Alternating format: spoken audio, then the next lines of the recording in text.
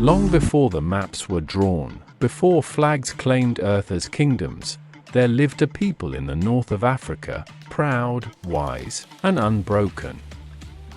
Among them stood the ancient city of Zazzau, guarded by walls of clay, and watched over by the gods of thunder and sun.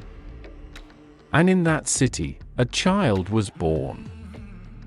Amina, daughter of Queen Bakwa, sister to princes, heir to a legacy, and to a burden she did not yet understand.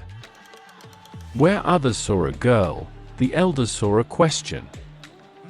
Where her mother saw a daughter, the ancestors saw a storm. She grew not in comfort, but in strength. She learned the language of trade, the logic of war, and the silence of politics. She rode faster than messengers. She fought harder than fear. She listened, always, like a queen in waiting. Rule not with anger, her mother said, but with knowledge sharper than any blade. When your time comes, strike with purpose, not pride. When Queen Bakwa passed into the spirit world, the seat of Zazzau stood empty. Whispers echoed through the palace halls, a woman cannot lead warriors. A woman cannot wear the crown of conquest. But Amina did not ask for the crown. She claimed it. Not by blood alone, but by fire, oath, and sword. She vowed not to rule Zazzau as it was, but as it could be, vast, united, and strong enough to silence even the strongest, and so began her reign. With 20,000 soldiers at her command and thunder in her voice, Queen Amina marched beyond the limits of maps. New, Kwara Rafa, Gobir, all bowed or broke before her banners. But conquest was never her true goal. Trade was her vision.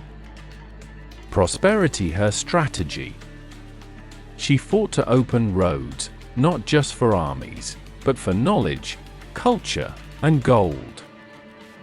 From Kano to Katsina, from the Niger to the desert rim, the name Amina rode faster than rumor, feared by kings, revered by merchants, remembered by all.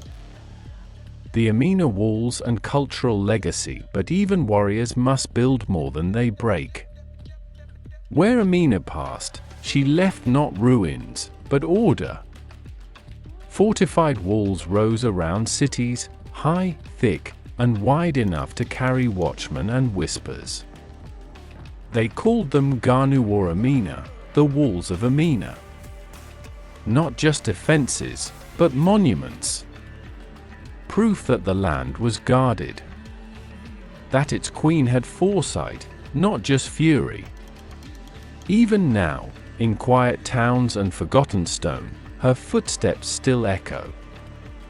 In the end, all who rise must fall. But Amina did not fall quietly. Some say she died in battle. Others, that she vanished into the wind, never captured, never conquered. Only returned to the earth she ruled. Queen Amina ruled for 34 years. Not just over Zazzau, but over time itself. She did not wait for history to find her. She carved her name into it, in iron, in earth, in blood, in flame. She was a woman. She was a warrior. She was a queen.